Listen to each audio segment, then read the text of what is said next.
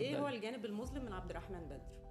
الجانب المظلم يعني ممكن الناس بتحب في البودكاست تظهر احسن حاجه فيها، بس ممكن الجانب المظلم الحاجات اللي عديت بيها، كان عديت بحاجات صعبه كتير، دي ممكن خلت يعني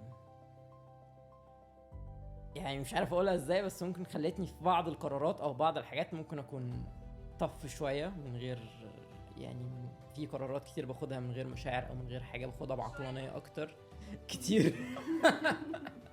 باخدها بطريقه عقلانيه اكتر، باخدها بطريقه يعني شاربه اكتر. يمكن دي حاجه عديت بيها من الحاجات، يعني مش عارف اقول لك ازاي، بس ممكن ساعات تحس ان انا قاسي عليك شويه، بس ده ممكن لان انا عديت بحاجات قاسيه برضه، فدي خلت جزء من شخصيتي.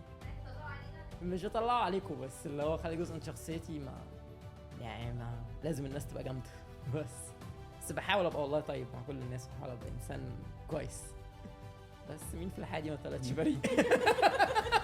ما نختلفش عن الملائكه في شيء.